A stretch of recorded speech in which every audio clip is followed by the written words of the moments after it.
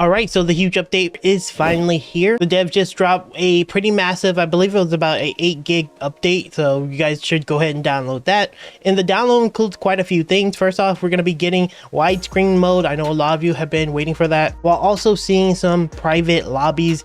This is actually pretty big, and I think the thing that I personally been waiting for the most. Also, a new sparring arena in the battle barge for players to kind of test things out, and the option to replace custom presets with some predefined ones, and also some really big balance changes that I didn't expect to see coming. So really big update. If you guys are enjoying the content though, hit the like button and subscribe to the channel. We're gonna be keeping you guys up to date on all things Space Marines, including builds. Go ahead, hit the like button, and let's dive right on into this video. I will have these patch notes down in the description if you want to read them yourselves, but we're gonna quickly go over them. Greetings Marine, the newest patch for 40k Space Marine 2 is now live, patched with new features, and yes, it brings ultra wide support, and yes, it adds private lobbies in operation mode, which is really big. But that's not all. There's a new sparring arena in the battle barge available while in operations or eternal warfare mode. This brand new area is accessible directly from the launch bay. Once there, you'll be giving your weapons and grenades as if you were in a PvP match and allowed to spar it out with your battle brothers ahead of your next mission. Really cool. We've also introduced an option to reset custom color palettes and replace them by predefined ones instantly. You can find the complete list of improvements and changes below. We truly appreciate your reports and feedback, and we hope you'll enjoy the improvements brought by this update. Thank you, Marines. The Emperor protects. Now, really cool. Love the dev team, and these look really cool. Let's go into these updates. So, patch notes, new features. The Hub Sparring Arena, a new special area arena on the battle barge available in operations and eternal warfare game modes, where players can compete in a friendly PvP with players in their squad, which is really cool. Ultra wide support for PC, private mode for operation. This gives players the ability to play operation alone with bots or alongside one friend without being matched with random players during the mission. This is actually pretty big. I think this is my actual biggest complaints. If they can fix whenever you match with players, what character you pick, and you match you with the person that isn't using your character, that would be dope. But this is a step in the right direction, so really nice. I can make videos and not ruin people's games. Added what's new and message of the day, and added options to reset color palettes, and we have some images of it so you can see on screen now how to do so. Moving on to gameplay and balancing tweaks, the marking tool has been updated. Improve responsiveness and comfort of social wheel control with a mouse. Disable unnecessary objects that do not require highlights and work poorly with it. Several minor bug fixes. For the Power Fist, damage for fully charged attacks have been greatly increased. Ooh, I may have to play this now. That's really good. Heavy Plasma, base ammo increased by 5. Blast radius increased. Overheat per shot drastically decreased. Ooh, drastically decreased. From 50 to 30. For charge shots, from 20 to 15. For base shooting, base damage slightly increased by 10%. This is big. Heavy Plasma actually may get a build now. It actually doesn't seem terrible anymore.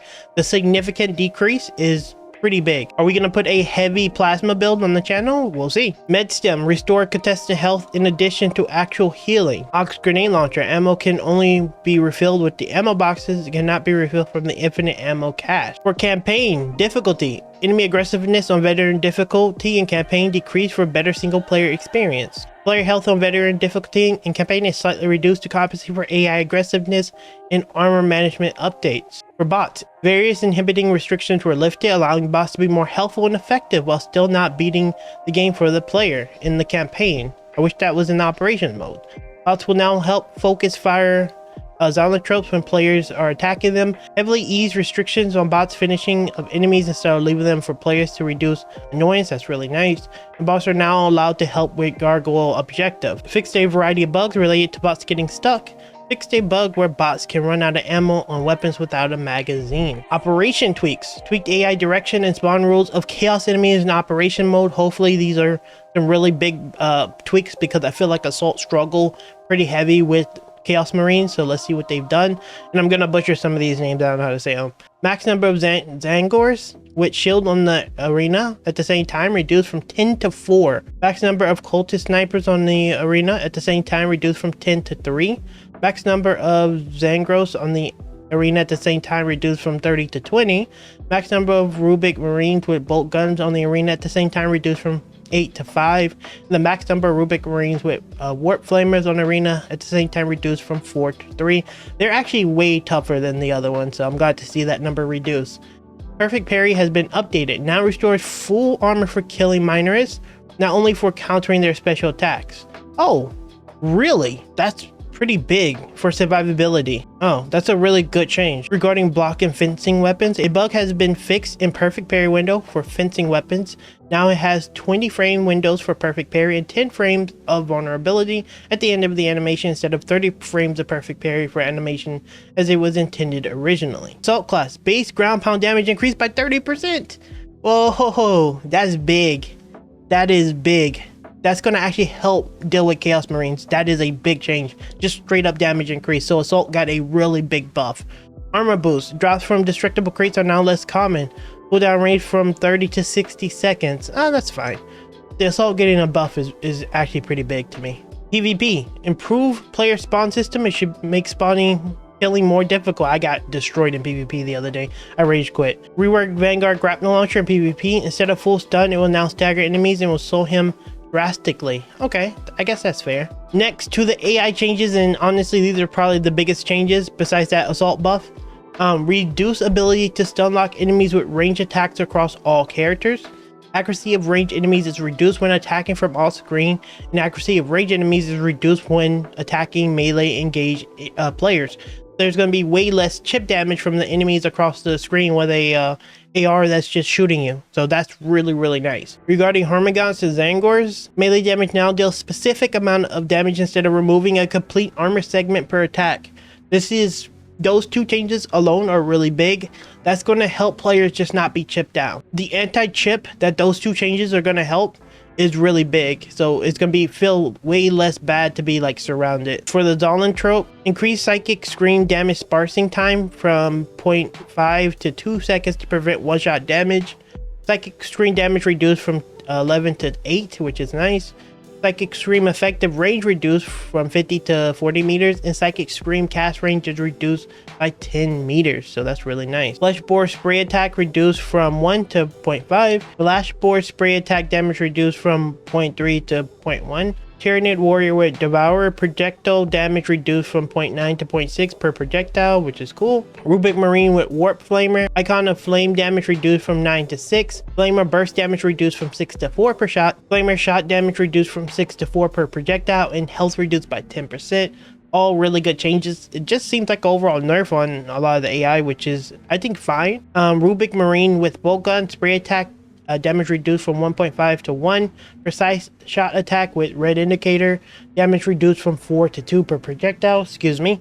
Reduced frequency of teleports used to disengage players to make them less annoying to fight. Health reduced by 10%.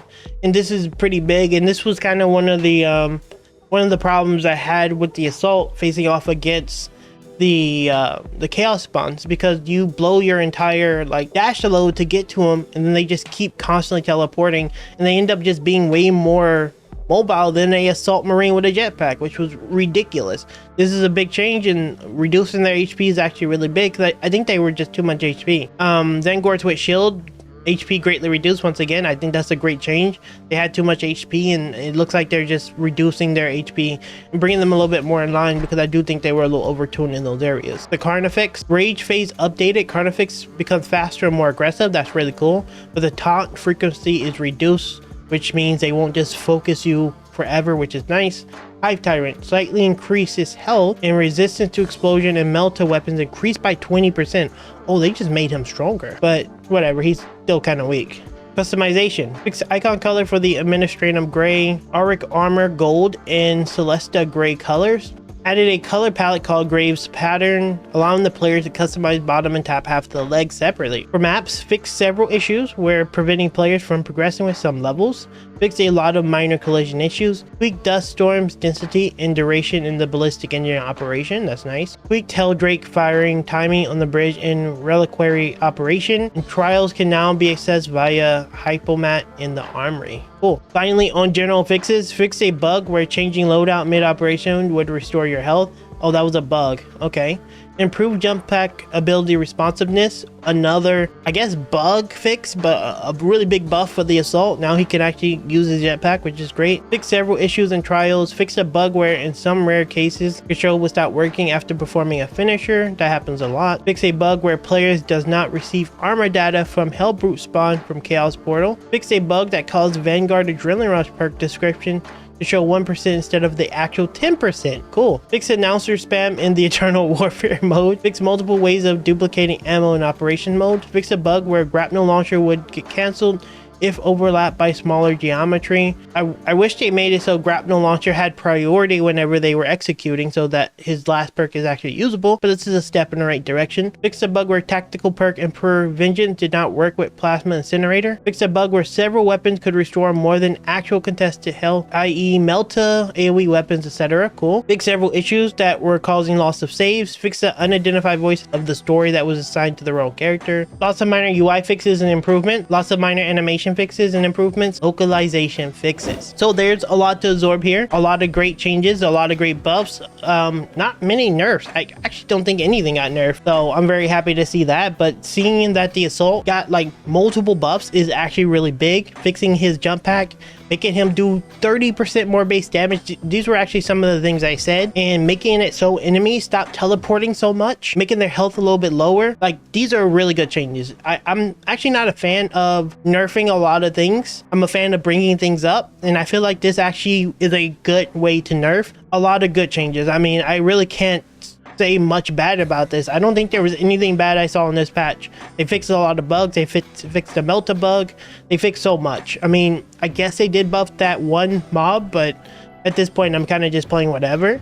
But yeah, really cool changes. I want to know you guys' thoughts on these changes. I really don't really have anything to say. Everything is good here. I think the team did a good job. I would like to see some changes for the grapnel launcher. That would be high priority for me, but outside of that, I'm pretty satisfied here.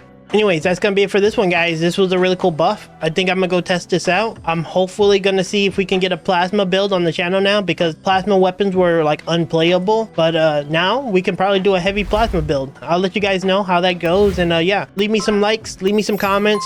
Thanks for watching, guys, and I'll see you in the next video very soon.